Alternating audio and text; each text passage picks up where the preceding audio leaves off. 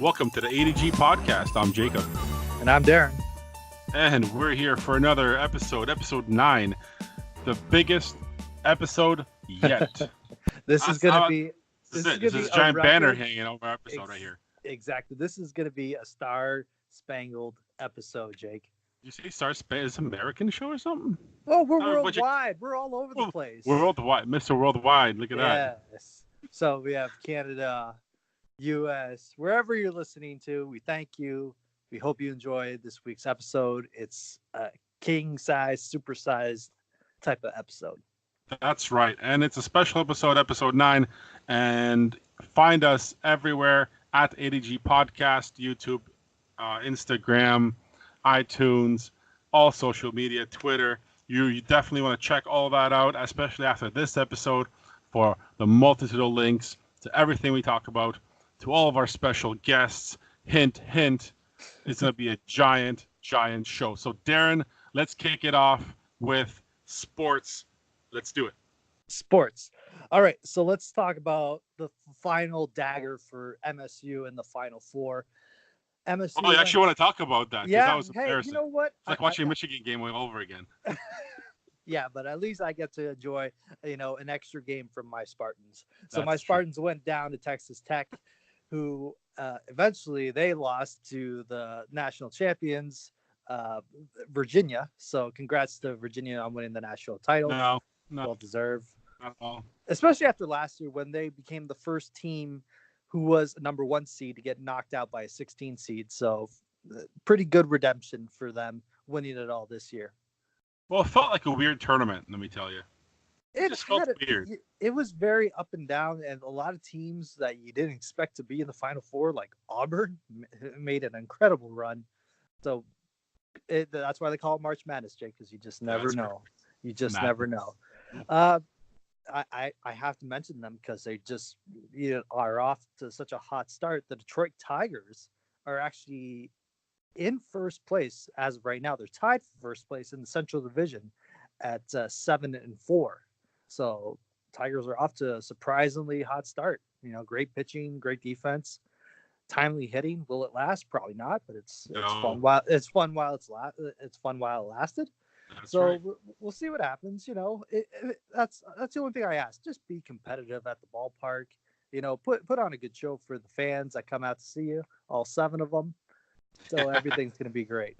That's right. I can't, do sports without mentioning the start of the NHL playoffs begins this week. My Toronto Maple Leafs are back at home against their old rival, the Boston Bruins. Every Leaf fan remembers last year when they spanked us, especially in that Game 7. But this year, hopefully it's different. I'll be saying a couple rosaries and Hail Marys. Maybe I'll get my prayers answered. Maybe I'll see the Leafs in the second round. So that series starts Thursday, but the actual playoffs start tomorrow, which is Wednesday. So if your team has made the playoffs, congrats. Enjoy all the intense hockey viewing, because I know I'll be sweating bullets. I won't be. My team sucks. But anyway. Yeah, well, we know about your team. And talk about another one of Jake's favorite teams. The Detroit Pistons are barely hanging on to that final. No. They're losing themselves out of the playoffs now. It's like, look, we're gonna make a nice run. We're gonna go right in the middle of the pack, and then at the very end, we're gonna take a giant turd in the middle of the court. So and lose ourselves out of the playoffs. Watch, it's gonna happen. Last game of the season. Yeah, they pretty much need to win to get in, right? Yep. That's the scenario. That's right. Win and you're in. So Blake Griffin, I know you've been carrying the team on your shoulders the whole season. If you're listening, Blake. What are you doing? You should be playing right now. That's right. Shouldn't they be playing right now? Anyways, but yeah, Awesome. Blake Griffin needs to, just lead every statistical category. That giant Andre Drummond on your back and win the damn game. Waste of money. All right, so that pretty much wraps up sports. I know there's a lot to look forward to. So I believe next podcast, depending on my tone, I'll either be very happy, but if I'm disappointed and sound miserable, you know why? Because at least will probably still be here. We'll still be here. But I'll still vent to my loyal listeners and to you, Jake. Yeah, that's three of us. So that's it for sports, Jake. Awesome, good stuff.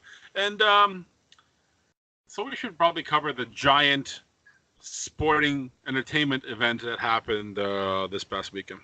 The Oscars? No, we did that show. Oh, okay. It's a good show, but bigger, crazier, much longer.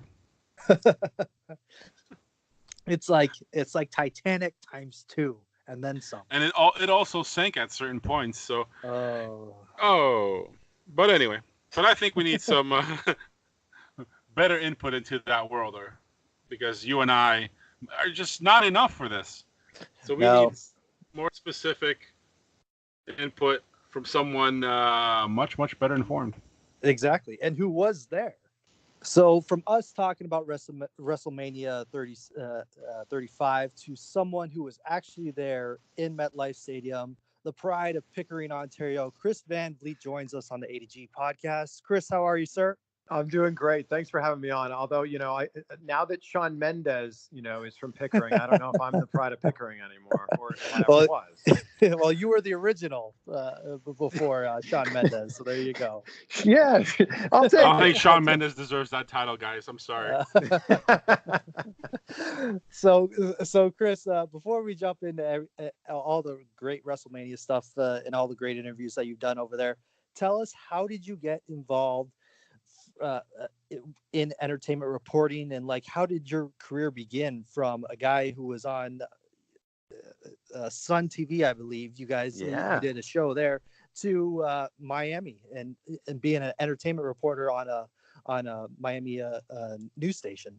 It was always my dream to be a broadcaster. I was fascinated by radio and television, and I went to school. I went to Wilfrid Laurier University. I took communication studies there and kind of realized that a communications degree is awesome, but it doesn't really help you do anything in the real world. It doesn't help you get a job. So in my final year at Laurier, I was trying to volunteer at every radio station or TV station in town. And I was volunteering at Rogers Community 20 in Kitchener.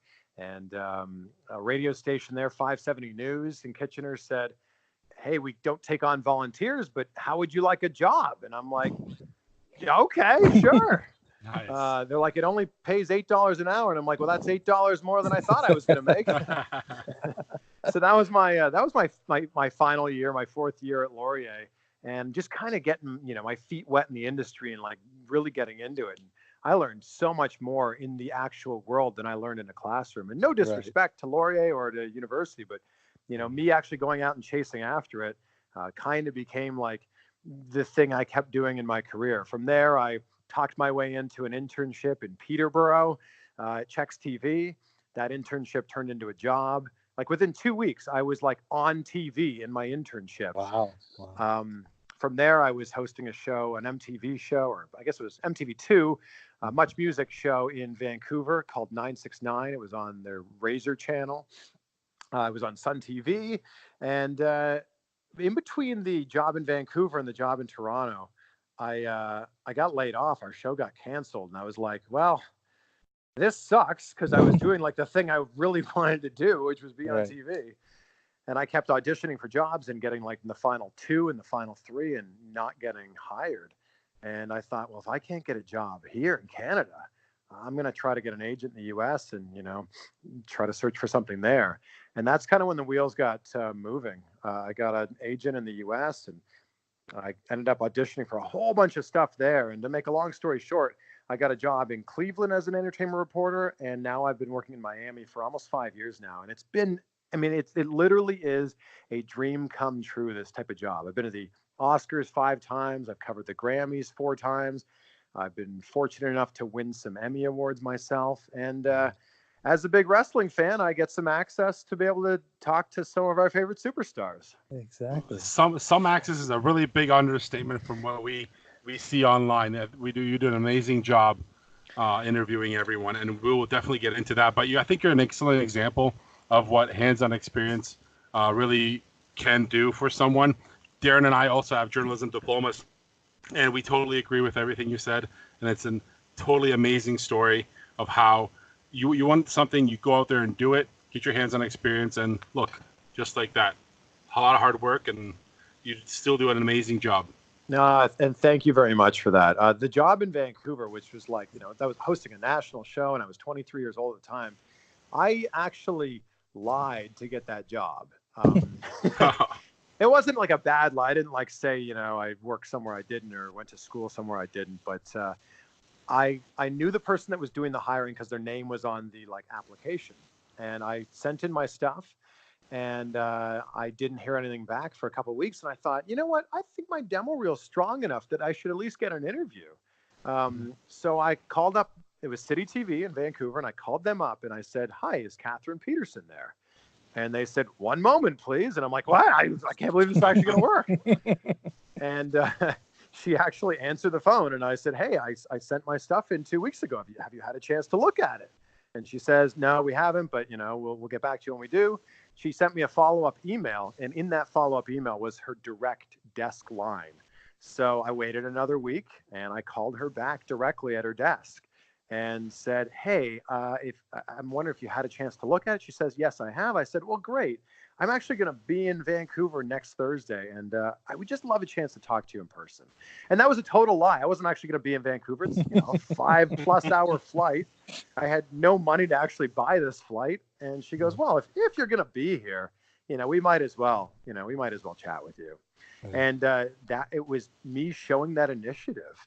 And actually putting it out there and making myself available is what got me that job. And without that, I don't know if I'd be here now. So it exactly. So you have to kind of create your own path to get what you really want, especially in this industry. Well, I'm such a firm believer in any industry that if someone is doing something that you want to do, there's no reason that you can't also do that. You need to know that person was in your same situation at some point in time before they became successful. So I'm a big believer in going, look at where they're at, look at where someone that's very successful is at, and work your way backwards, however many steps to where you're currently at. And now you've got a blueprint to get there. Exactly. That's brilliant. That's exactly. Brilliant. Well, that's fantastic because in Windsor, Chris, we have this Mediaplex where a lot of students are getting a hands-on experience in writing, radio, TV, social media, pretty much everything in one. And that's good right there in the classroom. It's all hands-on. It's all hands-on. Really but pretty much they send them out as you can do it all kind of reporter. You can shoot video, record audio for radio or podcast, write a magazine article, write a full feature article for a story. Is that still the best way to get noticed by these people, or is it something that you have to do? You have to do something so spontaneous that you get noticed. Either have a viral vlog or a YouTube channel with lots of subscribers. I mean, it's certainly shifted. I graduated in 2005. And here we are only 14 years later, and it's shifted so much, even in that time. I think now news stations or just stations in general or wherever you're going to go get hired, they want to see that you're capable of doing the job. And when you're 21, 22 years old and you're graduating from university or college, everybody kind of looks like they can do the job, but doing the job in a classroom is very different from doing a job in the quote unquote real world. I always tell people just the more you can get on camera, the better you're going to be. And now we all walk around with cameras in our pocket. Yes. And that's a complete game changer. So if you can have a YouTube channel or you can put videos on Instagram, doesn't really matter what the content is. Just be a content creator and get stuff out there. Get comfortable with seeing yourself on camera. Get comfortable with, yes, that is what you actually do sound like. You probably don't think you sound like that, but yes, that's how the rest of the world hears you. And yes, you do that funny thing with your lip or your eye or whatever when you're on camera, but it's okay. That's what makes you a human. Yes. That's golden advice, by the way. That's golden advice, because we have a lot of journalism students that listen to the podcast from that school, because that's where we attended. This is golden advice, everyone. Listen, this is a blueprint. This is amazing. Yes, yeah. So you said like you have to get comfortable with your voice and the way you look on camera. What was the big thing that you had to overcome when finding your style, finding your voice, finding your look in front of the camera? I think the biggest problem for everyone when they're starting out is you don't know how to be yourself on camera. Everyone, the advice you're given all throughout broadcasting school is just be yourself. Yeah. And that's actually kind of terrible advice, to be honest. Right. What they should be saying is be the most amped up version of yourself, and be the most entertaining version of yourself. Because if you're the yourself that's hanging out eating pizza with your parents at 6 o'clock on a Thursday night, you're probably not very exciting, and that's probably not the person that anyone would want to see on any sort of platform. Right. I would say that just get comfortable with being an amped up, excited version of yourself, and not trying to be someone else as well. I think that I had a big problem with that. You watch all these great broadcasters or these great journalists, and they all have a certain style of, what they do with their voice or the way they, their inflection or something. And it's hard to not fall into that trap of trying to be like those people.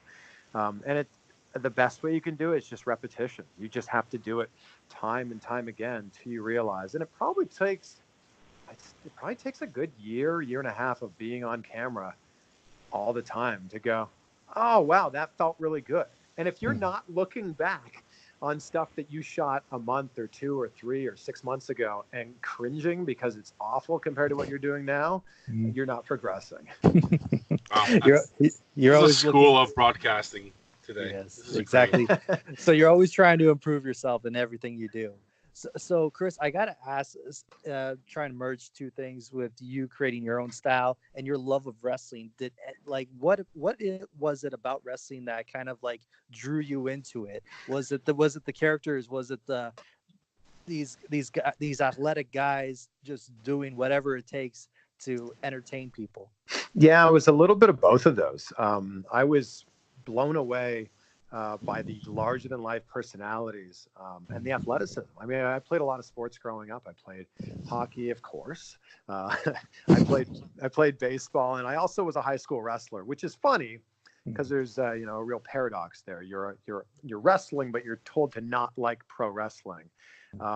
And I actually was, as an amateur wrestler in high school, I was not watching wrestling because it was so vastly different from what we were doing. And then the Attitude Era happened.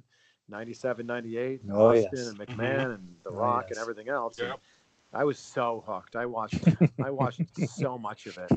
And I think that, in those formidable years, I was in high school that time. So you're 14, 15, 16, 17. And those are the people that are, quote unquote, raising you. Pretty much. It gives you this like obscene amount of confidence because you're seeing these guys on Monday night with this crazy amount of confidence. And that actually really helped me become the person and the grown-up that I am now, seeing that, in those formidable years. Talking about, those wrestlers that pretty much end up raising you while you were watching them, who was that one wrestler that when you got a chance to interview him and talk to him, was life-altering? Like, I can't believe I'm talking to you. I remember watching you while I was in high school. What was that? Who was that one wrestler? Yeah, that was The Rock. I mean, hands down. And I've now been so fortunate enough to interview him like 9 times. But the first time that I interviewed The Rock, he was at the top of my list of like, if I could interview anybody in the world, The Rock was number one. Right. And I got the chance to interview him, not for a movie, but I got to interview him at WWE Raw, like backstage as he was preparing for WrestleMania 28. And it was, he's larger than life. He's just as nice as you'd want him to be. He's incredibly charismatic. Yeah. And The Rock has this special celebrity quality about him where he makes you feel special. Even in, I obviously had, I think our interview was like 6 or 7 minutes, but The Rock has this incredible innate ability to make you feel special, even like in a 2-second, 3-second interaction. He makes you, laugh, smile, he cracks a joke, whatever he happens to do. And The Rock understands that he's this, biggest celebrity in the world, and you're going to remember that for the rest of your life. Sure. Absolutely. Jake? Is that because probably he's, what I'm thinking is The Rock actually being himself is this actual personality that it did come out in the late 90s when his TV personality came out, and it seemed like he came out, and he continues that persona now. Is that he himself that special in person? It's just because that's who he is? That's been the interactions that I've always had with him. I mean, he does, hundreds of interviews a day when he's promoting a movie. And yet he'll see me on a red carpet now and be like, "Hey, Chris, how are you?" And I'm like, "Oh, like, do you know how crazy this is? That the 16-year-old me was raising the people's eyebrow and telling people it didn't matter. And now you know my name." Like, he did shoot you the finger when you weren't looking. Yeah, on live TV, by the way. Yeah, I didn't know that happened until afterwards. My boss called me and was like, "Did you see what he did?" I'm like, "What do you mean? That was awesome." They're like, "No, he gave you the finger." I'm like, "Great." What? Yeah, but if you're a fan, you don't take that as a disrespectful gesture. No, it's a rock, of course. Oh, of course. No, I wear it like a badge of honor. It means he likes you, exactly. So Chris, we were talking before you came on about WrestleMania just happened. 6.5 hours later, it was one of the longest WrestleManias in history that I remember. Give me your thoughts on the event itself. Like, what did you like about it? What you didn't like about it? Just tell all the people that are listening, your thoughts on it. I can certainly understand if you're sitting at home and watching this on the WWE Network, how it can feel like an insanely long event, and it is. Right. Yeah. When you go there in person, though, like you're there. You've blocked off your whole day, or for most people, the whole weekend or week for this. It's the biggest wrestling event of the year, and it should be, everything that it was. I enjoyed it, and I think that kudos to WWE for not running as many vignettes as they had in previous years. And I think that really sped the program up like a ton.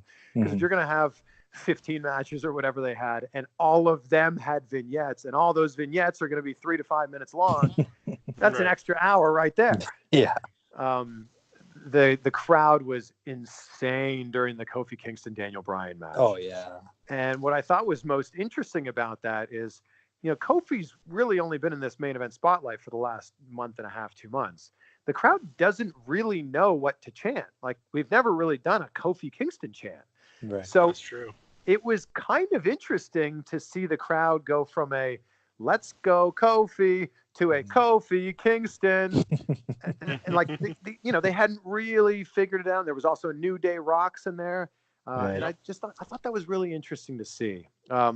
I think that the crowd went home happy with the results of pretty much every match, with the exception of the Joe and Ray match, which was far too short. But I understand that Rey Mysterio was working injured. Right. As a whole, I think that if it was as simple as black or white, good or bad, thumbs up or thumbs down, I think that WrestleMania 35 is for sure a thumbs up. Yeah. I was at the Royal Rumble in January in Phoenix, and that to me felt way longer, even though it wasn't. Yeah, just the card just didn't move as much. And is that because you have two Rumble matches and both of them are about, let's say, 45 minutes? Oh no, they're all about an hour. Well over an hour. Yeah. Okay. Well, yeah. Obviously, yeah, or 45 minutes to an hour. Depends on how quick it goes. So there you go. There's 2 hours on 2 matches right there, plus your other championship matches and singles matches. Match specific, Darren. I have a quick question. Where do you feel that? Now this is going back a bit. The Ronda screwed Ronda at the end of the show. Like a New York screw job here that we had. Montreal screw job. I know, but we're doing New York screw job. New York screw job. Okay, Brooklyn. Screw job. I mean, I would have to think that anything and everything that goes on inside a WWE ring is certainly these days is planned. I don't. Ronda's reaction popping out of that felt like it was a work. So I would have to think that this is going to get factored into storylines at some point, because there's, she obviously popped out of it a little bit, but then immediately started arguing with the referee. And if she had screwed up, I just don't think that that's what would have happened. Okay, yeah, I was thinking the same thing. She could have probably slipped out of the ring and just looked all pissed off or something like that. it kind of a lot of fans online were little. It was climactic the final moments of that triple threat women's match. Do you agree? Do you agree, Chris? Oh, absolutely. Yeah. In stark contrast to how Brock Lesnar lost the title to Seth Rollins that night, and stark contrast to how Daniel Bryan lost the title to Kofi Kingston. Like, those had massive build-ups. The crowd was right behind it. You know, they were eating out of the palm of their hands. Whereas here, it felt like just a cheap roll-up victory. That, I don't know. That finish was booked really oddly, in my opinion. Yeah, it like I think that like I don't know. For me as a wrestling fan, I wanted to see it like kind of the same resemblance as Daniel Bryan at WrestleMania 30 with him, Orton and Batista. You know, that final moments. You know, he has him in a submission, and you know everyone's on the edge of their seat, seeing if he's gonna tap. You know, that final moment of that aha moment. I think the people were kind of robbed of it. Yeah, I agree. And the sad thing, and this happens at WrestleMania so frequently, is when you've got a big match like the Kofi Kingston match, it takes a lot of the energy out of the crowd. And yes, for sure.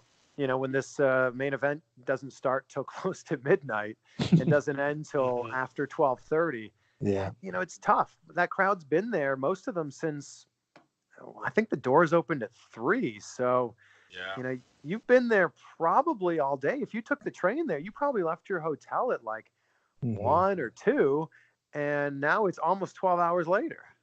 Exactly. To follow up to the last match, do you personally, looking at it, could this be the end of the women's revolution? Because to me, it started at NXT Brooklyn, Sasha Banks, Bayley. But do you think this is where it kind of fades away? Oh, no. Hell no. I think that they're riding this wave, and the publicity that's behind it, like the fact that all these major news outlets are picking up that a women's match was the main event at WrestleMania. This isn't going anywhere. In fact, if anything else, this is going to only get bigger and stronger, as it should. You know, I think that there'll be a point at some point in time when we're not talking about it being a women's match versus a men's match. We're just talking about it being a match. Right. Absolutely. That would be great. So, Chris, I was doing some research, and I was on your YouTube channel. Great channel, by the way. Great content, great interviews. Chris Van Vliet on YouTube. Check it out. I watched the interview with John Cena, and there was a lot of mystery on John Cena. Was he going to compete? Is he going to do something? Obviously, he came out a throwback John Cena, the whole Thugonomics. Did you have did he give you any inside info, maybe off the record, or that was pretty much I mean, what you didn't see on camera was maybe 5 seconds before the interview, where he was walking up and said, "Oh, there you guys are. I didn't see you." And then the interview started, and you see on the YouTube video that he's walking up as the interview starts, and then after the interview, he had maybe 10 seconds. We took a photo, and that was it. I knew he was going to be at WrestleMania. I mean, I think we all knew he was going to be at WrestleMania. Right. He didn't lie to me, though. He said he didn't have a match at WrestleMania. That's true. And he did not have a match at WrestleMania. No, he did not. No, he did so, look, I was so incredibly grateful to be able to get that interview. And it was actually an interview I did with Tyler Perry, you know, like Medea. Yeah. That kind of made this happen. I got talking with Tyler Perry, and he was asking me, you know, what I was doing and everything that was going on with my job and TV and everything. And I said I had this YouTube channel. And he goes, "Oh, well, I'm friends with John Cena. Would you ever want to interview him?" I'm like, yes. He goes, "Oh, okay." And then 5 minutes later, he goes, "Okay, yeah, it's going to happen in New York." I'm like, "Oh, all right, Nice. wow." And you see in the interview, like when Cena walked up, he said he had 10 minutes to do the interview. Yes. So at the 10-minute mark, I tried to wrap it up, and he goes, "Hold on a second. You got more time." Wow. Like that was a good portion of the interview. Yeah, definitely. But that's got to make you feel good as a interviewer or a journalist. You know that obviously he's very comfortable with you, and the questions are good. So he says like, "Yeah, keep going." I think that the reality of doing interviews, and you guys know this from having your podcast, is everybody's favorite subject is themselves. Yes. And, especially when you're talking to someone like that who, we all have egos, and obviously John Cena's in the spotlight. I'm sure that this felt good for him, and I was asking what I thought to be smart questions, and he was giving me, some decent answers, and I think he was enjoying it. And he was, and talking about the answers he was giving you, here's something he avoided a little bit. The AEW question that you had. I guess he avoided it a little bit. I guess I should have been more direct with that question. He also completely dodged the relationship question. Yes. He's a pro. Yes. He's a pro. That's Chris. right. He knows. Yeah, no, the way his eyes were darting around the room, like, dude, I made this pretty wide open for you. You could say whatever you want, but you looked a little nervous in that moment. That's right. I'm surprised you didn't have WWE PR around you while you were asking that question. Reviewing your questions beforehand on that one. Yeah, that is often the case with the interviews that WWE approves. Is someone's standing there off camera. Yeah. So speaking of AEW, I got to admit, one of my favorite interviews on your channel is when you did a backseat interview with Chris Jericho just recently after he signed with AEW. Yeah. And about that. So now that AEW has potentially a deal set in place with TNT to have a weekly show, do you feel like this is another Monday Night War rebirth, but with AEW? Well, I talked to Billy Gunn about this, and I posted that interview about a month or so ago, and he said they don't want to be competition. And I think that, that's a smart move. You can't make yourself competition now on day one versus a company who's been doing this for 30 plus years. Right. They want to create an alternative. They want to, and I think that they have already done that. They haven't even had one match. Yeah. And, we talk about them like they are the competition, which is also a little bit crazy to me that they've leapfrogged Impact Wrestling and Ring of Honor without ever having a match. And, obviously they have a ton of money behind them and a whole bunch of people who are super smart. And, I think that that's amazing, but let's see what they can do. Yeah. I've been saying this for the last couple of months that if and when they announce that TV deal, it needs to be on a network that people have actually heard of. And the fact that it's going to be on a great network like this, that's a game changer. Because if this was going to be on, I think Impact Wrestling's on a channel called Destination America, which I've never heard of. And they were also on a channel called Pop TV, which I had also never heard of. So, that seems like a death sentence to me. I think the last time I heard they're on the Pursuit channel. Okay, there you go. And the better question here is, have you ever heard of the Pursuit channel? Nope. No. Yeah, and this is my point. So, congrats to AEW if that is the deal. I can't wait till this is. I mean, I think it is the deal, but I can't wait till that's officially announced. Right. And I'm interested to see what day of the week they pick, and I'm also interested to see if their show is 1 hour, 1 hour or 2 hours. Well, that's the key, because if depends which day they pick, they might go against Fox's new SmackDown show that they're starting this fall. Well, I don't think they would ever do something silly like that. I think that I had heard rumors that it was going to be Wednesday, but I don't know if Wednesday makes sense because NXT is on Wednesday. Yep. So maybe Tuesday, because SmackDown moves to Fridays. No matter what happens here, this is a super exciting time to be a wrestling fan. Of course. It's actually a good another brand new era starting. We don't know the name for it yet, but it seems like it. Exactly, because you see all the great talent, especially in Impact and Ring of Honor and all those great organizations. Chris, do you believe that all the best wrestlers who aren't in WWE are going to be eventually scooped up by AEW? I don't think so. I think there's only room for so many people on the roster. Right. And I think that this will be a similar situation to Lucha Underground, obviously on a bigger scale here with AEW, but Lucha had its core group of, incredibly talented wrestlers, and there's only room for so many. Of course, people are going to cycle in and cycle out, but I asked Billy Gunn about this. I said, now that you're like the head coach and you're the head producer behind the scenes, how many of your friends are asking for jobs? He's like, oh yeah, they're all my friends. Yeah. Anyone who I've ever talked to, is now hitting me up asking for a job. And, that the reality is, how many people have they signed? Something like 30? And how many people out there want those spots? 330, something like that. Well, I know that they really made a big splash in signing Kenny Omega, who is like the biggest superstar that isn't in WWE. And a lot of people were kind of scratching their heads when he chose AEW over someone like WWE or Impact. Or going back to New Japan. Yeah. Yeah. Right. Well, the thing is, New Japan is obviously great, but and for a lot of guys, that's their dream to wrestle there, but it doesn't, get the exposure here that it should. Right. Obviously, a lot of guys are, nervous about going to WWE and having their character get killed or, having to do a storyline that they're not interested in. I mean, Gallows and Anderson were rock stars in Japan, and look at them now. Yeah. So I think that Kenny Omega probably has an incredible amount of creative control in AEW, and he knows he's going to be the number one guy there. If he goes to WWE, I don't think he is the number one guy, or at least not for long. No. Well, I want to get your thoughts on Dean Ambrose. Obviously, he didn't get a contract from the WWE, and now he's pretty much a free agent now. Where do you think he's going to end up?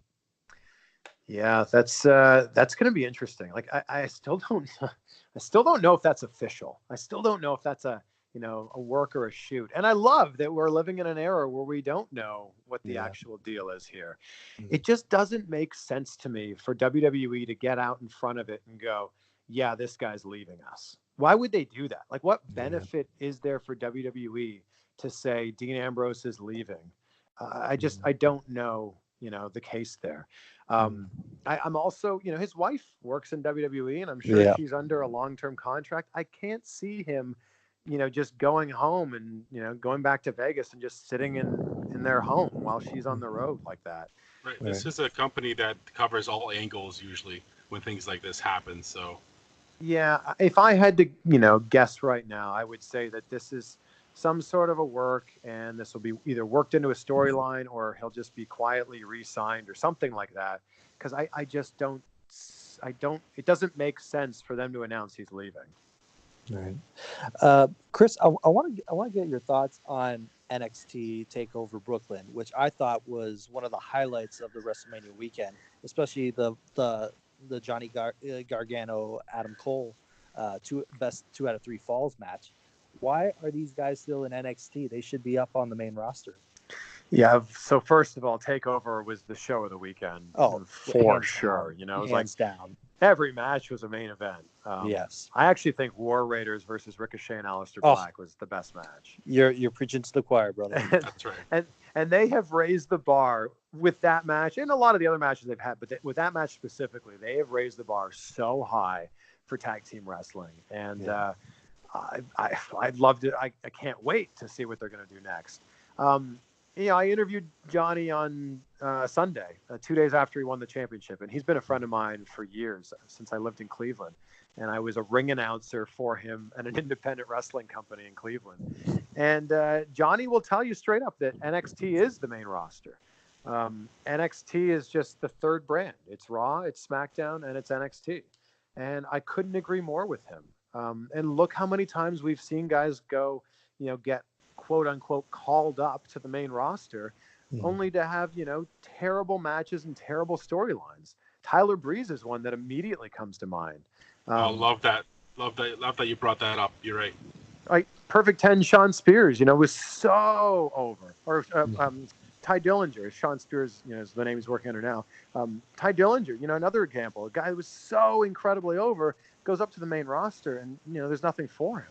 So I think that if I'm being selfish as a fan, I want Johnny to stay in NXT as long as he possibly can. Do you see like the only way that they would consider going up to the main roster? Let's say if Monday Night Raw or SmackDown, one of their top players is out for long term injury wise, that's where like, okay, I'll go up to the main roster for 6 months or whatever, and work a storyline until that other person is medically cleared to go. Well, the thing we haven't seen is guys getting called up and then going back to NXT. I mean, we've seen a little bit of crossover. Obviously, Johnny and Tommaso were on Raw and SmackDown for a week. Aleister Black and Ricochet are still on the main rosters.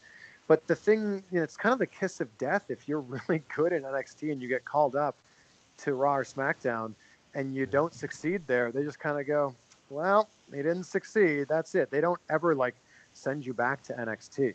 So unfortunately, I just don't think that that's a scenario that they're entertaining. No, and going off of that a little bit, just to round out this whole WrestleMania thing. When you mentioned Ricochet, and I'm a big fan of Ricochet. I saw him before he actually got to NXT, and he's a great performer, great athlete. Now, was his entrance at WrestleMania as quiet as it sounded on TV? The fan reaction? No. Oh, that's weird. It felt really weird to me because he's great. I love him. Love his. I haven't watched back WrestleMania, but no, he got a big pop in person. And everyone was, obviously super familiar with who he was. So that's strange that it came across that way. Yep. It just, to me, that's why I had to ask, because you were there, and I need that frontline opinion, because I love the guy. I wish him the best. He's a great athlete. I was one of the 80,000 there. Yeah. There you go. Chris, last thing I want to touch on was obviously the Hall of Fame induction ceremony for the WWE. Obviously, it was kind of overshadowed by an idiot running across trying to tackle Bret Hart, which you don't do, obviously. All those great, well-deserving WWE superstars taking their place in the Hall of Fame. Who do you want to see next, and who do you think deserves to be in the Hall of Fame? There's a ton of people that should be in that will probably never get to go in, like Chris Benoit, Owen Hart. Yeah. I think that next up we should be seeing. Well, The Rock will obviously go in at some point. Right. Undertaker, maybe that'll be next year, the year after. I think I actually just posted an interview with Rob Van Dam, and he talked about it. Rob Van Dam is for sure going to be in the Hall of Fame. Right. He's just signed with Impact Wrestling, so who knows how long that contract is. But Rob Van Dam will be in there. I think that Eric Bischoff should be in there. Wow. Yes. Wow. That's Eric Bischoff absolutely needs to be in there. But it's funny, when I asked Bischoff about that, he said he doesn't think he'd ever be in it. He actually scoffed at it. He's like, oh, no, of course. No, I won't be in there. And I'm like, dude, you're a great mind. Vince Russo should be in the WWE Hall of Fame. Yes. Well, you brought up, Bischoff definitely. If it wasn't for him, half the things that we have right now wouldn't exist. How can you put the NWO in without the guy who created the NWO? That's exactly. Correct. 100%. Exactly. But this has been great. Honestly, God, Chris, we could talk all night with you, but we got to wrap up this interview and our marathon episode, which it won't be as long as WrestleMania 35, but it'll be close. It'll be close. So, just one more thing. Where can people find your stuff, and where can people see your videos and all your content? Yeah, it's just my name, Chris Van Vliet, VanVliet. That's Instagram, that's Twitter, Facebook, and obviously on YouTube as well. And if you've ever seen any of my videos, please just throw me a subscribe. That'd be awesome. And already did. Darren, Jacob, this is awesome. Thank you guys so much for having me on. Thanks for coming on. We could talk wrestling forever. Exactly. Well, hopefully we'll have you on again soon, talking whatever happens in the WWE. Hopefully, if everything goes right, we'll talk about the 4 horsewomen. Maybe that's something that they've been teasing us with for a while. So hopefully that gets done. Yeah, no, you're right. That'd be awesome. That'd be great. Perfect. Thanks a lot, Chris. Thanks for coming on the show. All right, guys. Thank you so much. Have a great night. You too. Thanks so much. All right, Darren. Yes. Let's do an interesting topic here, because we do this almost every week, and every week we get another trailer, we get another preview for something. There's a couple movies I want to touch on. We talk about Endgame all the time. Yeah, it's coming out. I have my tickets. I got my ticket. There we go. I will be watching it in the comfort of Lakeshore Cinemas with my friends. Nice. I have a question. Are those the reclinable chairs or? Oh, hell yeah. Oh, Recliner. you lucky SOB. Yes. Second row from the top, right in the middle. Ooh, Yep, perfect. we got them early. Perfect. Yep. Thanks to Grant for that shout out. So, yeah, I yes. believe mine are. We have it for Friday at Silver City, the lovely Silver City here in Windsor, Nice. and we're in the middle somewhere. But those kinds of seats, they kind of crammed us in like sardines. But so get to know your neighbor very well because it's gonna be a 3-hour movie. That's why I handpicked my neighbors and they handpicked me, and guess what? We bought tickets early. But anyway, I'm excited for it. When I got to talk about it, we always talk about Endgame. There are a couple other movies that we should probably cover. That one kind of relates to it. That comes out after Endgame. Spider-Man: Far From Home. I love the preview. Great trailers. New characters. New villains. Yeah, there's a lot of not say mystery because we really don't know too much about like the plot. I know Jake Gyllenhaal plays the villain in this movie, which is cool. It's great, and like I said, we'd love to see new characters from Marvel and new villains from Marvel. So that's always going to be fun to see. And I'm a big Jake Gyllenhaal fan. I think he's a great actor. So it's going to be fun to see him in a comic book movie. Hit up the Marvel universe. It'd be great. Exactly. Get that Marvel money. Exactly. No, it looked really good. So if we're going to touch on that, we have the Joker trailer, which we shared on our Facebook page with Joaquin Phoenix. Yes. It's the new Joker movie, which, from my point of view, and I talked to one of my friends who's a huge comic book fan, follows everything. From my point of view, after watching the trailer, and my buddy didn't like it at all.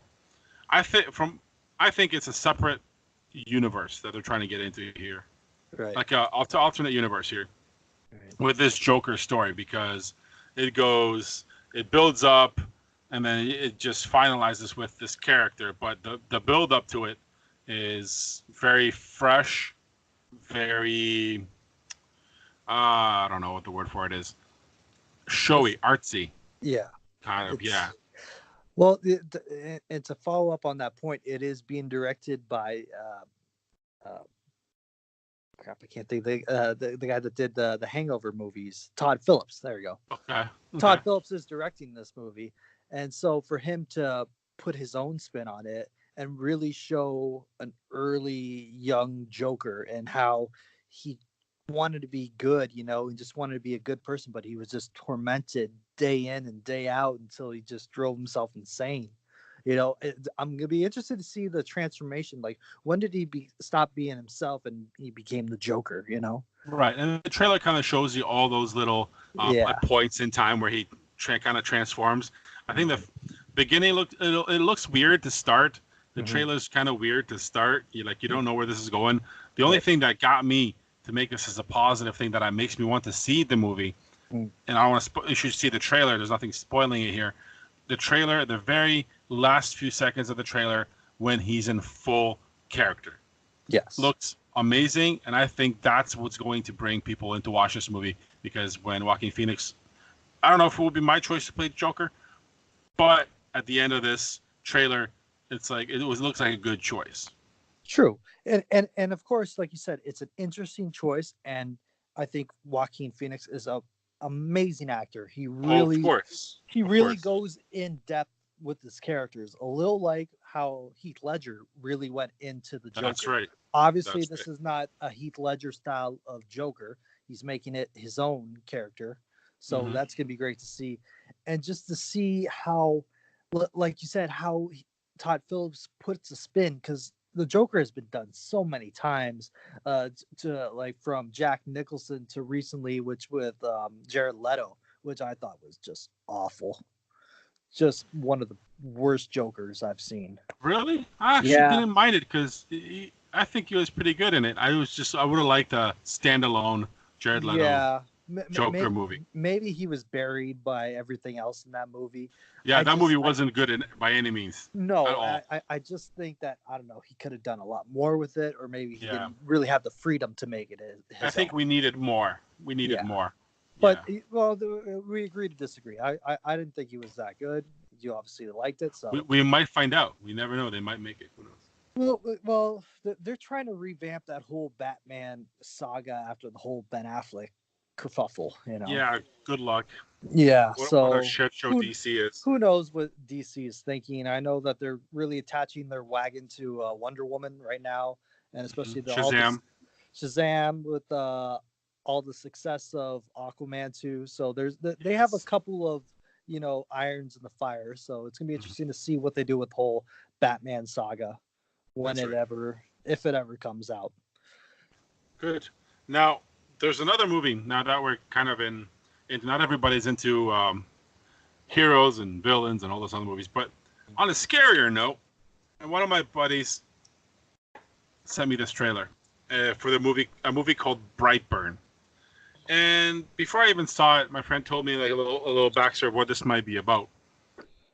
And after I watched the trailer, I have to agree a little bit. Now, this movie might reach both audiences for superhero movies and horror movies, because this is not affiliated with any comic book, DC or Marvel, anything.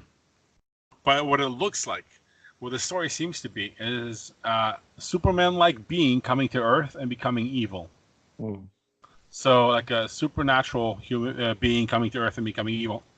Now, might sound stupid in theory, but they put it into a horror type of plot where he does some scary shit.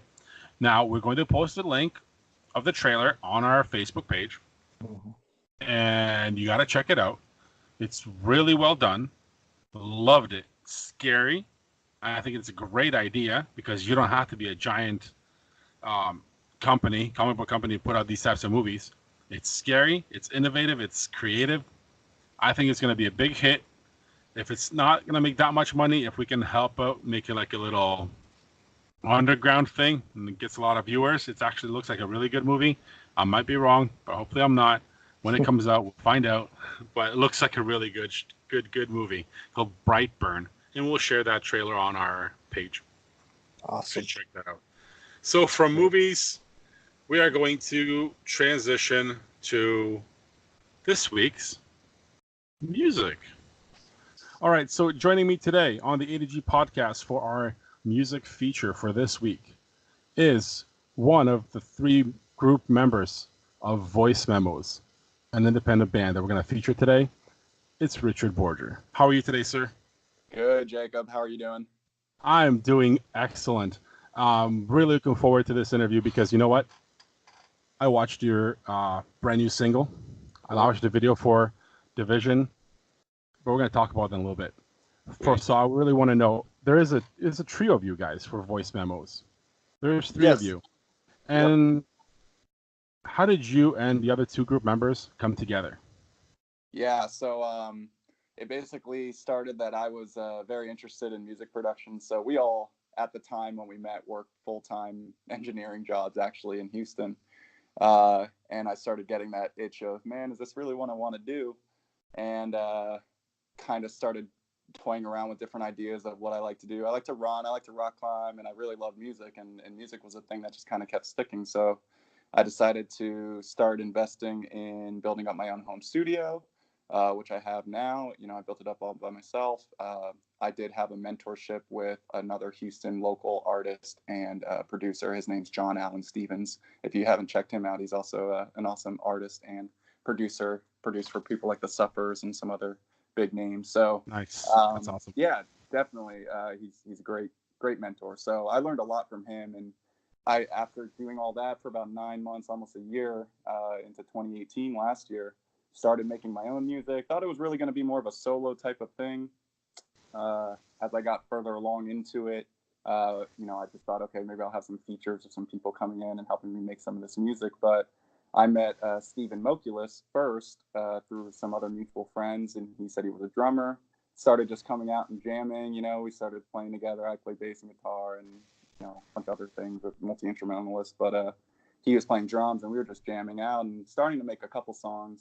And then around June of last year, maybe even closer to May, I met Akash Gupta, who is the other main collaborator and multi-instrumentalist. And after we met, we just started jamming a lot together and realizing that we could make some pretty cool sounds. He's got a lot more jazz background, really loves Daft Punk, I have a little bit of indie rock, Death Cab, Grizzly Bear, Tame Impala sort of vibe that I like to go for sometimes.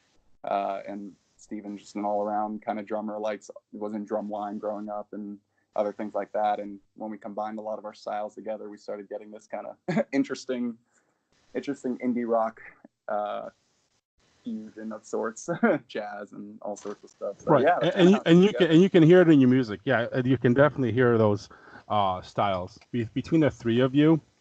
Your influence in music sounds like a nice little meshing of a lot of different sounds, and you can hear that through what you guys put out. And we'll, again, when we play that single in a little bit, we're gonna hear it. But the name Voice Memos is very clever. How'd you guys come up with it? Man, I think I get it, but I'm not sure. Right. It is as straightforward as where you think it came from, but the way it got there in the first place was I initially, like I mentioned, was kind of thinking I was going to do my own solo artist. I had my own solo name that I thought I was going to roll with, and it was all fine and dandy. It didn't really ring any bells in my heart, but I was like, okay, I'll just roll with this. But as soon as I got comfortable and as I started collaborating with Steven and Akash, it was kind of pretty much apparent right away that this was going to be a group, and we were going to have a band. And I was like, yeah, we're not going to go under my solo name that I had intentionally rolled with. But really, can we get a scoop? What was the name? Yeah, it was it was Rich Eyes. Which, okay. Which play off my name, Rich. I also thought I customize music, right? So Rich Eyes with the IZE at the end of it. So like there we go. Yeah, with a little bit of tie to like the actual eyes of people, because I think you see a lot in people through their eyes. You can make a connection with people very deeply just by looking at them in the eyes, and I think that's a major part of why I was doing that too. So it had some meaning to me, don't get me wrong, but as soon as I was working with two other people, it was clear that wasn't gonna I didn't want that anymore. Yeah, true. So yeah, basically, as I'm recording music or when I get little bits of ideas, what app do I go to in my iPhone to start recording things? Voice Memos, right? That's what it's called in Apple. So I basically had it open on my desk. I'm talking with Akash over the phone, and we're like, yeah, what would we call ourselves? I don't really know. And I'm just looking around my studio for inspiration. What's is it soundboard? No, that's just, what am I thinking? And I look at my phone and the app is open. I'm like, what about Voice Memos?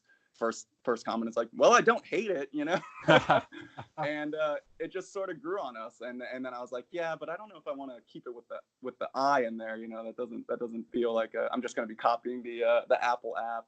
And the Voy idea, the VOY, kind of came from, the Spanish to go and movement. So it was like, why don't we just change it with the Y, kind of give this like sort of flowy movement to it, like to go again in Spanish, or I go is Voy in Spanish. So yeah, it was kind of the combination of that idea mixed with the app itself, and kind of that being the platform with which we kind of get a lot of our ideas on the first take, right? I open up Voice Memos and I record my voice. I record an acoustic guitar track or something, and a lot of music starts at that point. So it's kind of cool. No, it is. I love that brainstorming, that development of ideas. That's what music. That's what drives you, right? That's great. Now I did hear your first single called "The Vision." Cool. From the upcoming album, which we'll talk about after we talk about this song, and I loved it. I really did, and not because it's and I explain why. I explain a lot of things. So let me explain it. This song, it's got a saxophone solo, which for anybody that knows, I'm a fan of all music genres. That is something rare nowadays. Okay. You used a lot of fresh sounds in this song. Like you can technically hear a lot of different genres in it, and it's another level of musical storytelling. Not only in the video, which is great, really nicely done, by the way. The video is great. And shout out to directed by Ghost for that. He helped make it. Exactly you can see it. That's pro work. That's awesome. For sure. Really nice scenery. And from what I can tell, looks like a relationship song. Yep, for sure. Oh, nice. All right. And but the music itself is just really there. It really is there because it's unique. It's unique because it combines a lot of different genres. For someone like me who listens to pretty much everything, you can hear different genres that you guys putting your own efforts into. And you see, I slipped in the relationship song in there. So what inspired you guys to come up with that, your first track here? Yeah. Full honesty, the first time we started making this track, we were actually working on another track, the second song in the album called Quixotic, which, when the album comes out on the 19th, you'll hear, and looking for some key tones that we wanted to put behind it, some pads. And for a long time, the working title of this Division song was Pads, because we had found just such a nice synth sound, that the opening synth sound and the synth sound that goes throughout the whole song, and just thought it was such a clean, nice background ambience for the whole thing. It really just created that kind of atmosphere we wanted to be in for this song. So it was only later that once we started putting the lyrics to it that it became Division. But yeah, it was the drive, I think, when I was making the lyrics and kind of writing them down, came from this idea that one of the main lines in the song is if you ride out there tonight, don't come around here tomorrow. That's right.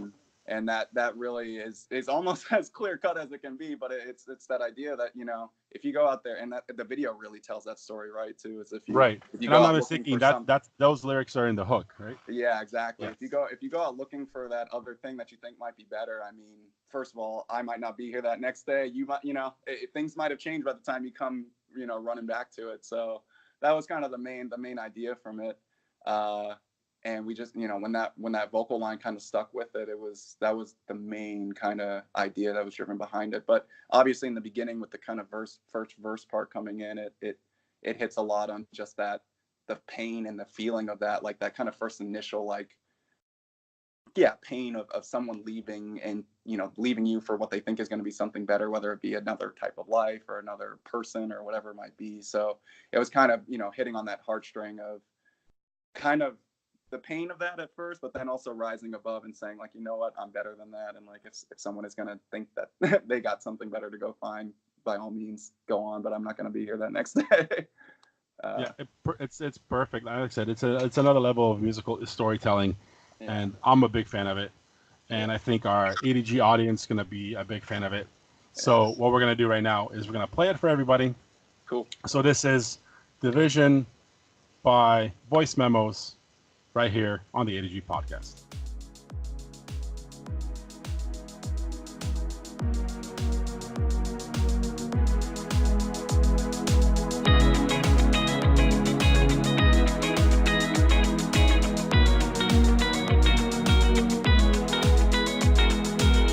Have you ever seen the light of day? There's no window down inside this cage. We've been lost here since you went away. A division in my mindless maze. Have you never felt the need to stay? There's no time here, only empty space. We've been running almost endlessly. A division in my mindless. Right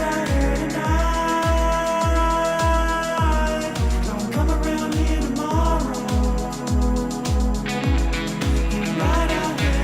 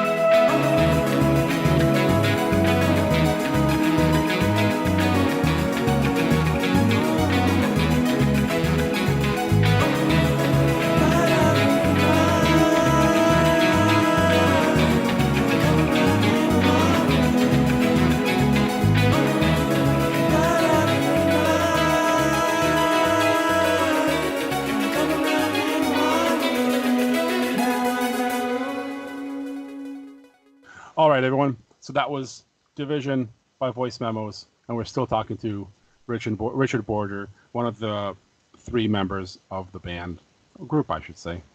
So now that we heard your first single, I know there's a second single coming out tomorrow. Yep, that's it. Called Indifferent. Mm-hmm. After this first one, we're just gonna, after we share this one, I'm gonna want to hear the second single, and obviously we're gonna share it too because it's gonna be a follow up to this great first track you guys released. What can you tell me about it before it even comes out tomorrow? This one, as you'll find with kind of the entire album, we didn't really hold back in terms of the styles of music we were willing to explore. Right, it was whatever came up we kind of rolled with. You'll hear a lot of jazzy style songs with we have a song that has a bossa nova style groove in the middle of it, kind of some R&B flavors on top of the more electronic sounds like you hear in Division.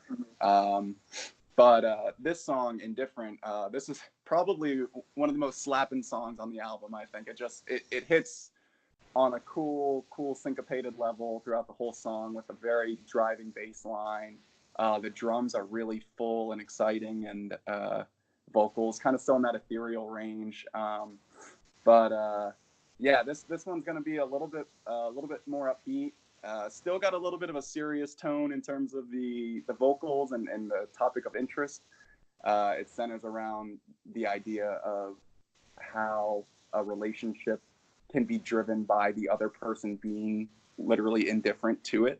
I think a lot of, as you read, if you read into relationships or read some books about it sometimes, or read other people's anecdotes about it, they talk about how sometimes someone starts liking you more when you start being indifferent to it. Exactly that. And it kind of centers around that idea and how that's a common occurrence in relationships. So it centers around that idea, but man, it is a driving, fun, upbeat sort of song. And like you mentioned, it comes out on the 12th tomorrow. So tomorrow. Yep. Well, we're ready. We're excited. We're definitely gonna look forward to that. So now that we're kind of talking about the future a little bit, I know your album for Voice Memos, Catching Me in Stride, is coming April 19th. So that's next Friday.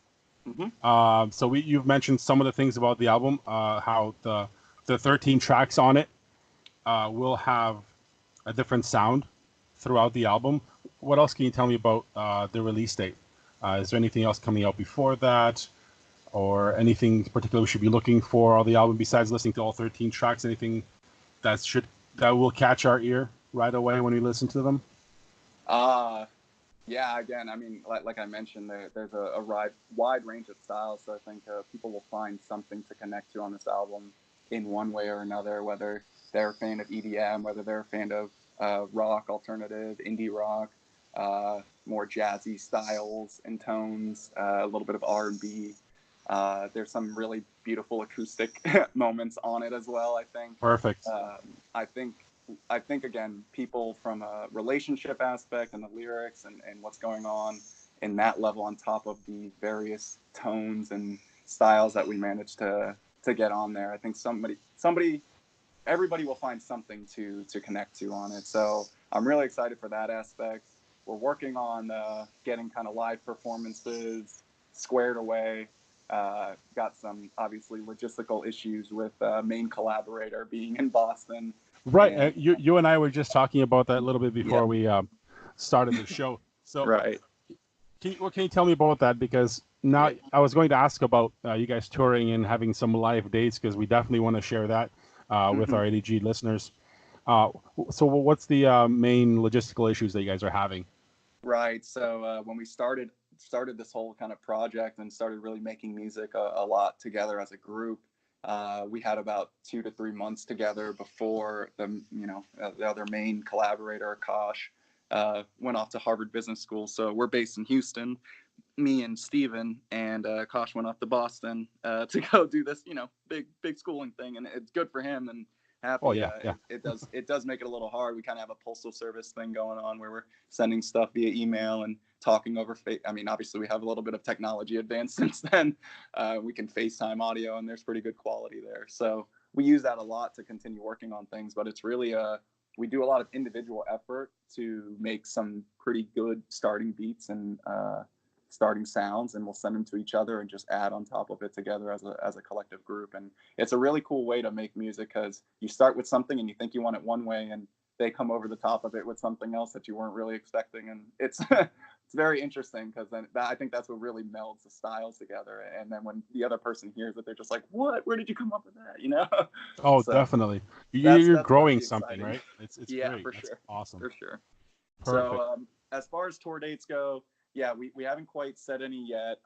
We've spent a lot of time doing the production side of this, and the logistical challenges have made it hard to do any practicing. So I'm in the midst of getting some additional performers to help make this whole thing happen the way I want to live. I think I wouldn't want to do as much, over the top recorded versions of it, as I'd like to have the full instrumentation on stage as best as possible. Right. So finding the people to do that is a bit challenging, and we've got some other events coming up in the future that are pushing it back a little bit. But I'm hoping in the next 2 to 3 months, maybe sometime in the summer here, we'll have the means to kind of start playing a few shows around the Houston area at least, and then maybe even the Boston area where Akasha is located. So, well, we would definitely want to hear about it.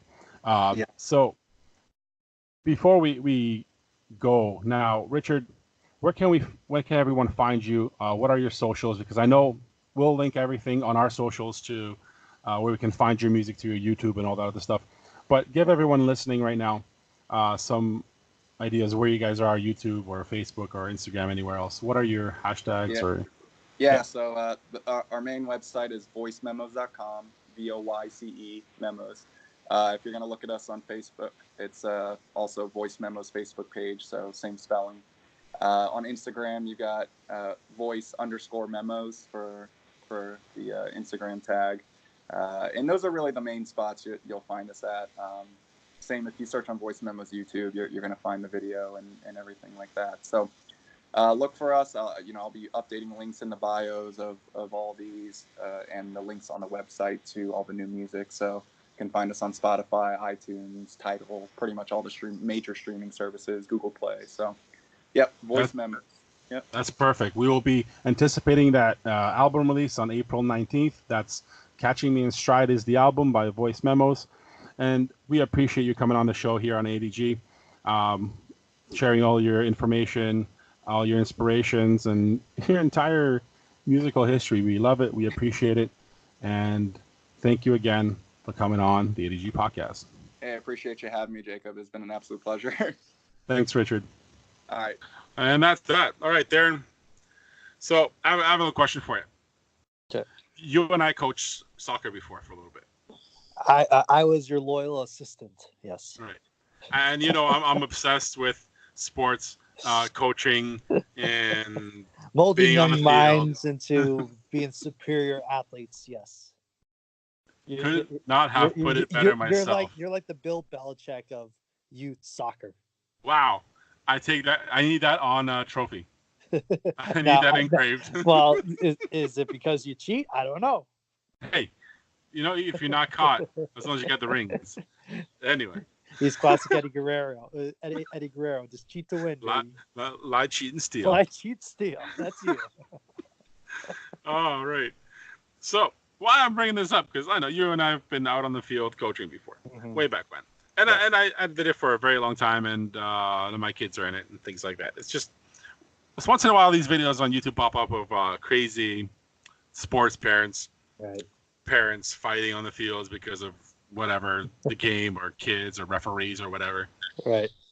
I cannot say I'm innocent here because as the last couple of years, I've been on the opposite side of the sideline. Mm-hmm. I have a little bit of that craziness in me too. Like I'm watching the game, but I'm watching the game. I'm not yelling at the coaches. Right. I'm not yelling at the referee. Right. I'm yelling at my own kid. Right. When necessary, in my Yes. opinion. Yeah. Obviously, go there, do that, whatever. Yeah. My kid, I want to do it. I'm not yelling at the referees. I'm not being obnoxious to other parents. I'm not yelling at other players, coaches. I'm not swearing. Might be sarcasm there once in a while, like don't aim at the goalie, things like that. But What's with parents, and I've experienced this firsthand because I traveled Michigan, Ontario, and this week I'm going to Cincinnati for soccer games and sporting events all the time. I see this shit all the time. Parents are going out of their minds, yelling at other kids. Oh, good elbow! Hit him! Hey, what'd you do to my kid? Fuck. Sit down. Well, you said it yourself, Jake. You know, you coach your kids not from the parent sideline, not from the coach's sideline. Yes. So do you think that's acceptable? Like you're kind of like taking the coaching away from the actual coach. But like, do you think it's okay? In my mind, your kids. Like if I'm coaching my kid, I'm parent coaching my kid, but I'm like basically what I do.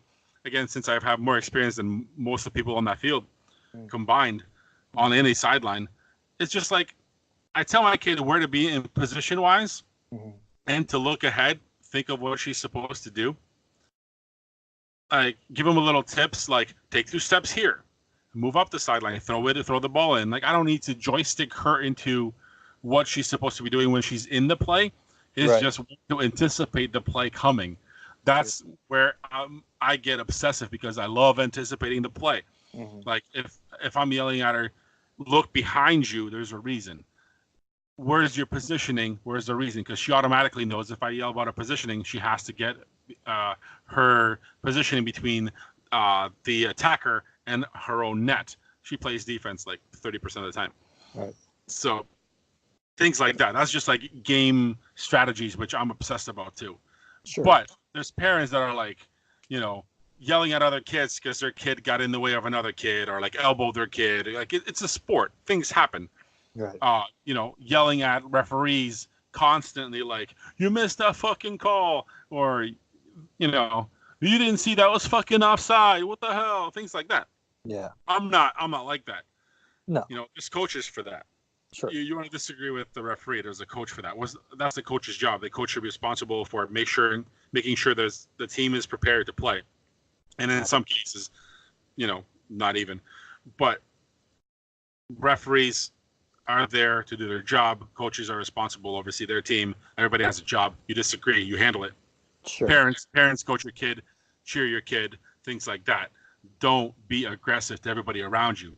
We don't need to see any more videos of parents fighting on the sidelines because their kid got slide tackled or something or kicked or something like that. It's a sport. You know, if somebody's going out there trying to break legs, yeah, I'm gonna get involved. But if they're playing a sport, you know, properly, play the sport properly. If your kid's better, kid's better. Kid's worse, kid's worse. Whatever. It's a sport. It's just, you know, bashing the referees from the parents' sideline, not a good idea. Doesn't show that you know anything about anything. No, it really makes, you know, your kid embarrassed of your kid embarrassed, you know, because he has to see his mom or dad just losing its mind, and then they cause a kerfuffle, and the cops are called, and there's handcuffs, and it's just a big, huge thing. Yeah, soccer turns to jail time. Exactly. So obviously, when your kids are young and they're still learning the game, you know, the strategies, like you said, where they need to be.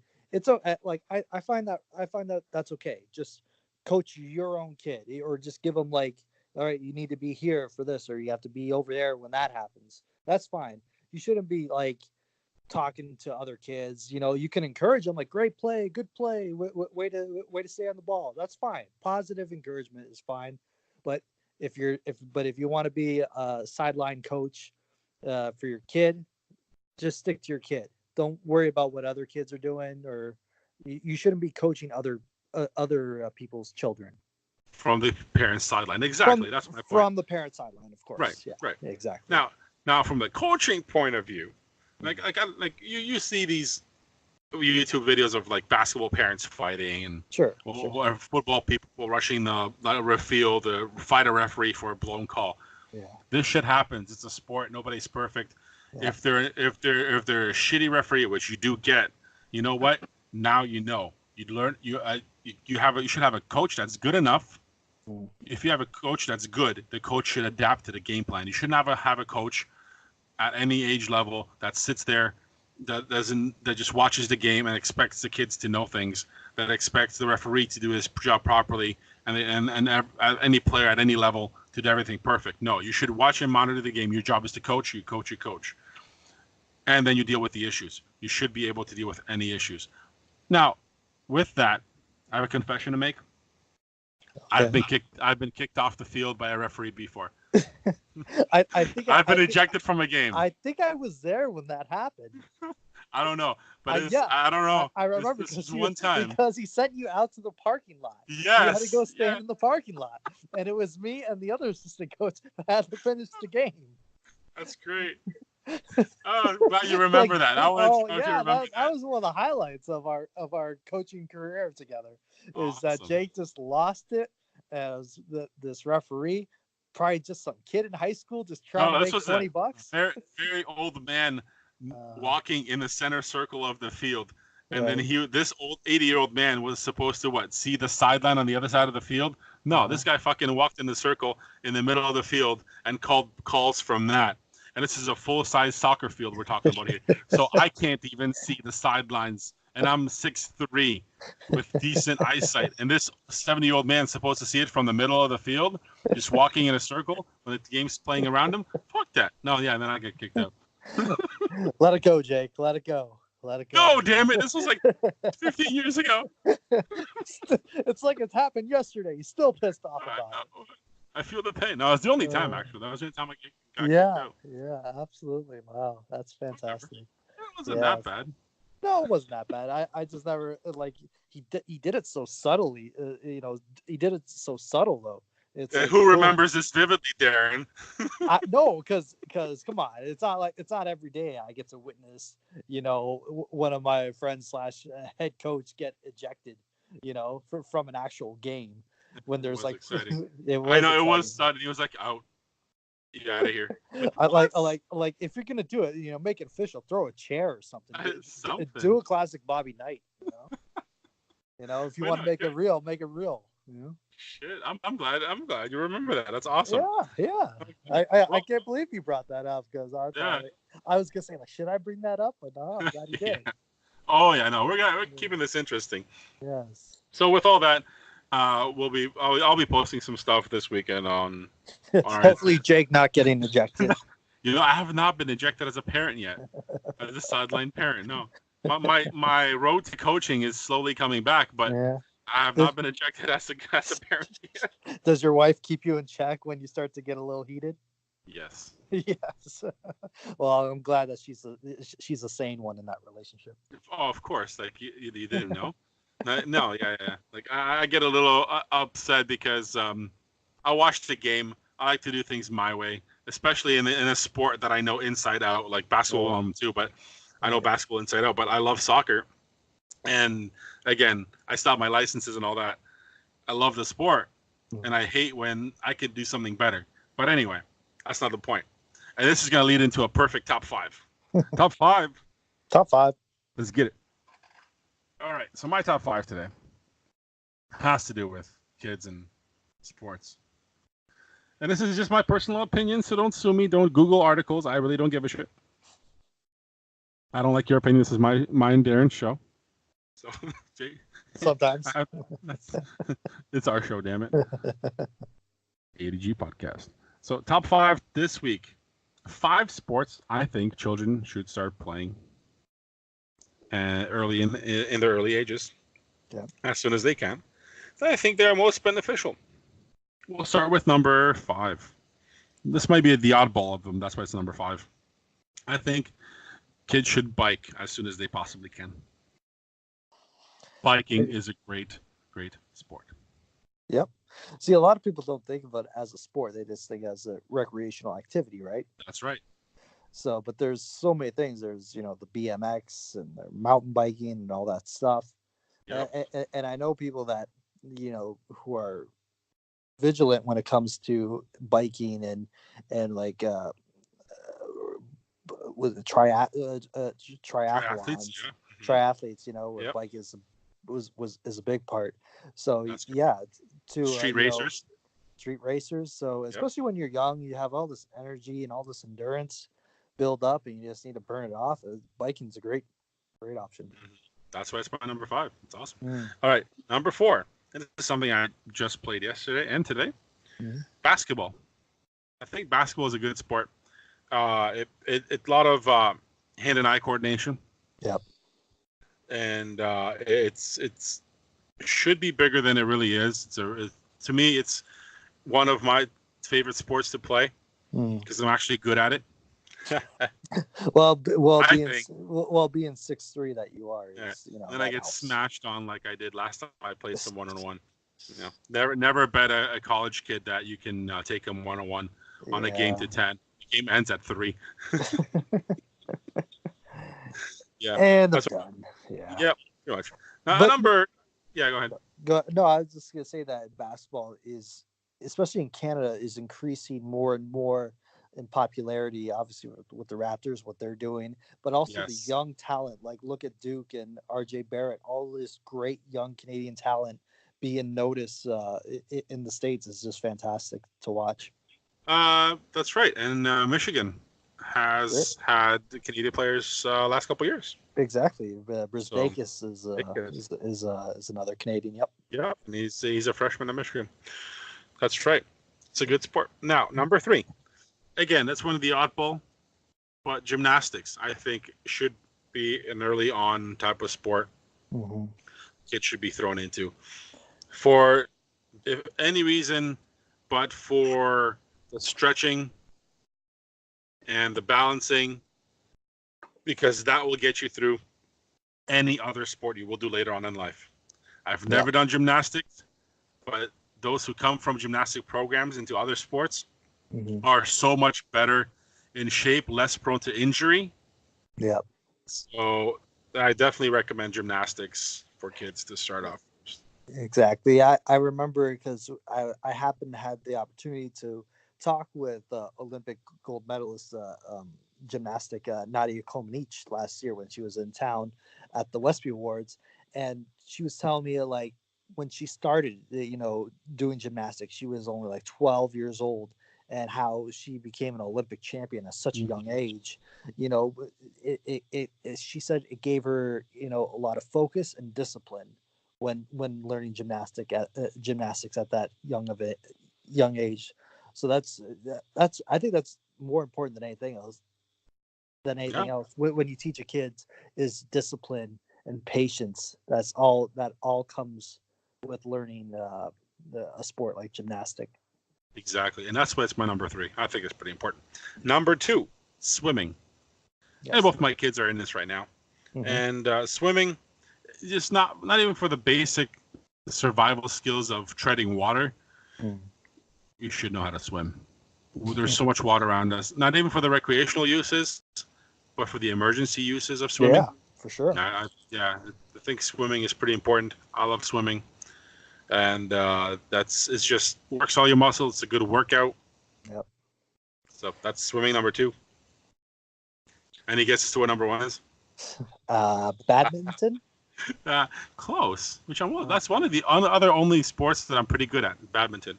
Ping pong. I'm terrible at it. No. Oh, Soccer. I love a good ping pong match. Soccer is my number 1 sport. There's a shocker. I know, right? Well, it gives you the foot skills, balance skills, foot-eye coordination. If you're a goalie, hand-eye coordination. But it gives you that team building also. It's not a one-person sport.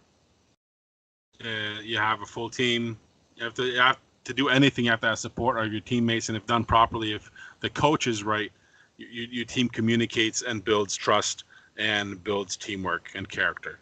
So soccer is my number 1 sport for many, many, many reasons. Look at Coach Jake just motivating on the sidelines.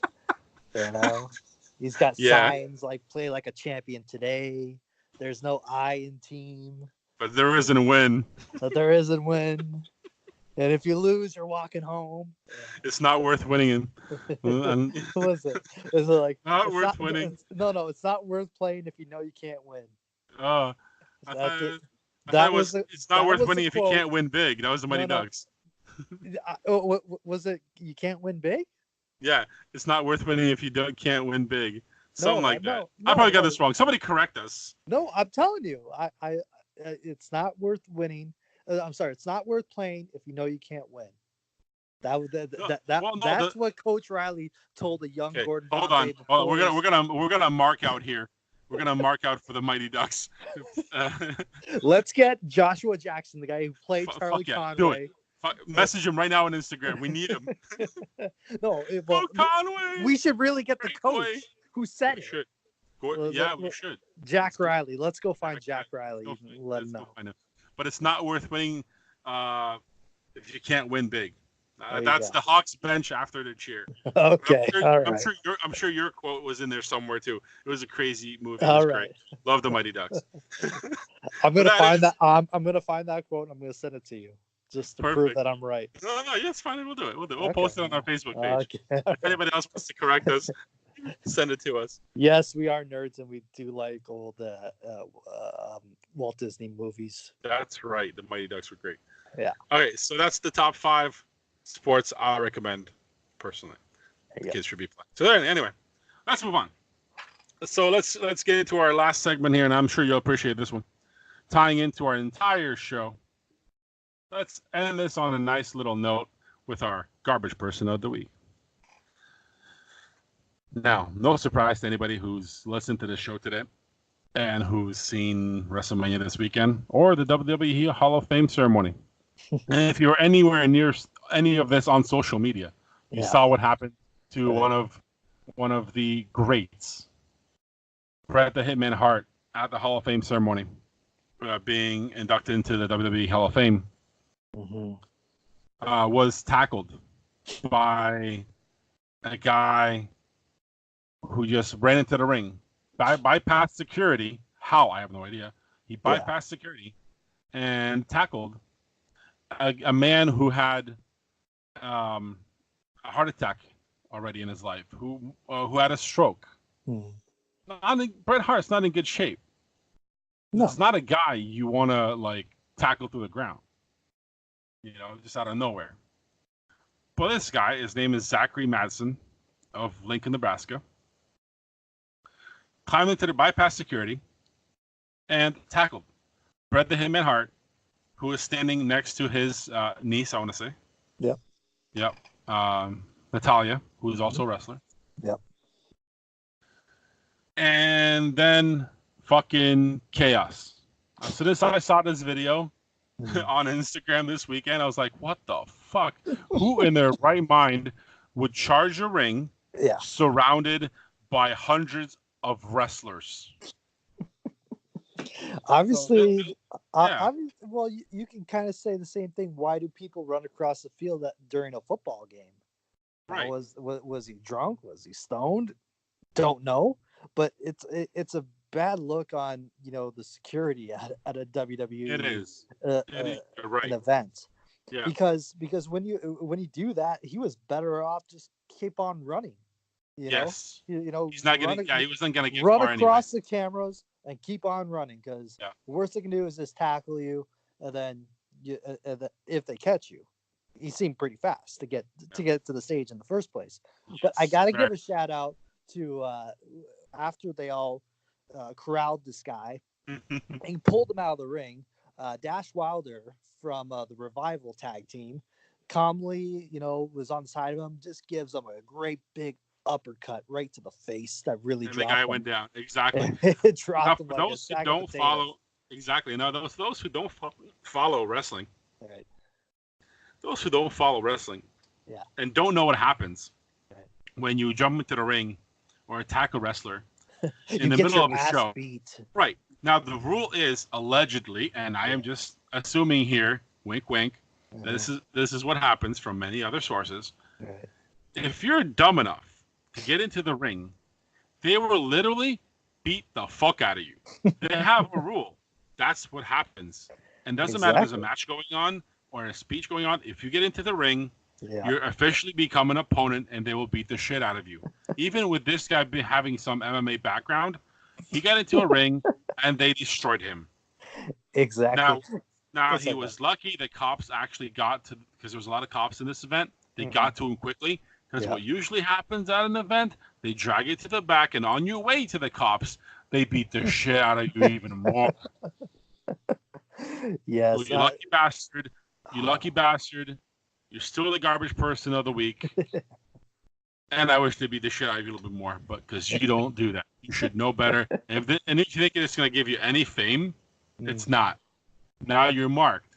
Anytime you're anywhere near a wrestling ring, you attack one of the greats. Doesn't matter what company, no one's going to want you. You're going to be banned from every building, and if they see you, I'm pretty sure you're getting your ass beat again. Well, according to reports, he is banned from all WWE future events. They have his mugshot. They know he'll never step foot in a place, and he's also being brought up on assault charges, which clearly was an assault. That's right.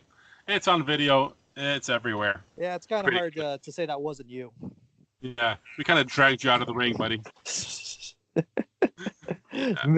Maybe you leave your Rastafarian hat at home next time there, Chief. Exactly. And we'll share that video on our Facebook page, and we'll go from there. But that's Garbage Person of the Week. Awesome. So, for everybody listening, hit us up on Facebook at ADG Podcast. Email us anything you want, news stories, ideas, music. Yes. ADGpodcast at gmail.com. This was an amazing show. We hope to do more like this. Our heads were blown from what we did today. Follow us on Instagram, Twitter, ADG Podcast. What else we got out there, Darren? Our social media, Instagram, Facebook, Twitter. Yeah, iTunes. We're all there. Everywhere. And if anything, that if you want us to talk about something or bring up something that you're interested in, let us know. Drop us a message or an email, and we'll do our best to get it on the show. That's right. And if you have anything you want to promote, an event, a business, we have spots open. Yep. Give us a shout. adgpodcast at gmail.com. Send us your business info, a picture, flyer, whatever you want to pitch, do it. We'll sell it, and we can go from there. We'll talk about it. So for the ADG Podcast, I'm Jacob. And I'm Darren. And we are ADG.